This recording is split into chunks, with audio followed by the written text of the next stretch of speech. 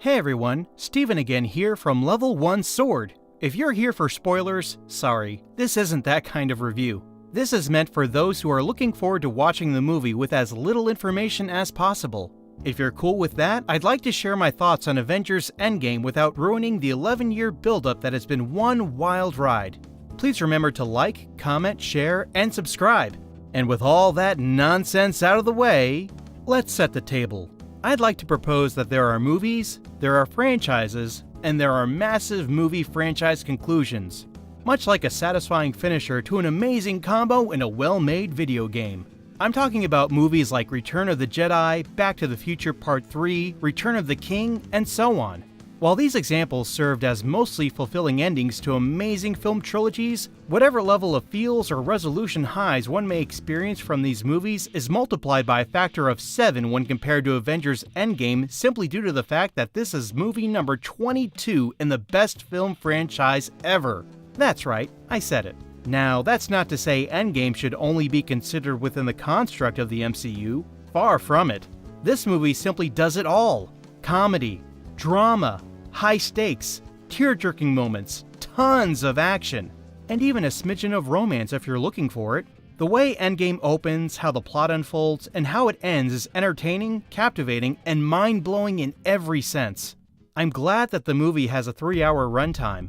The Russo brothers said that there are emotional moments in the film that simply needed the time to breathe, and I certainly agree. Far too many movies want to rush through the slower moments to get to the good stuff. And these movies either don't have confidence in the gravity of these slower scenes, or they don't value the effect it has on the audience. In either case, plenty of films suffer today for it, but not Endgame. With all that being said, Endgame isn't perfect. There are some rules presented by the film that it plays loosey-goosey with that appear to be either lazy writing or the team simply wrote themselves into one too many corners. I don't want to get any more specific than that since I am avoiding any possibilities of spoiling anything, but if you've seen the film, I think you'll know what I'm talking about. If anyone wants a spoiler-laden review where I can dive into this more, let me know in the comments. So while I'm sorry if I'm being too vague here by not going into any of the specifics, it's because I truly believe you need to go into this movie as blind as possible. Unfortunately, the ending leaked a couple of weeks or so ago, and the spoilers for a film like this will severely affect the first time you see it.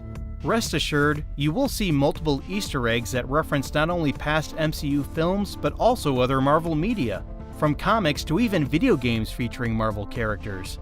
When I got out of the theater, I turned to my wife and said this movie makes Infinity War look like just a warm-up.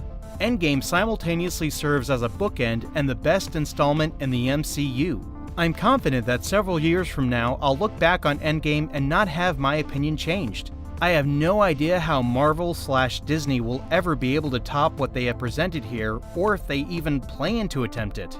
It's the best film in the MCU, it's the best superhero movie made to date, and probably ever, and my new favorite movie, period.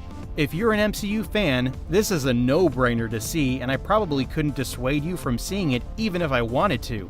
If you are into superhero movies, but not really the MCU, I'd say you can get by with only watching Infinity War before watching Endgame to truly appreciate it. If you're not into superhero films, but you are slightly curious about the movie, you may end up seeing it a little later than the rest of us, but I strongly suggest finding a list online of MCU movies to watch to get prepared. You don't have to watch all 21 of the previous movies. As for me, I want to see this movie again. I cannot wait for the Blu-ray to be released so I can watch all the MCU films from start to finish.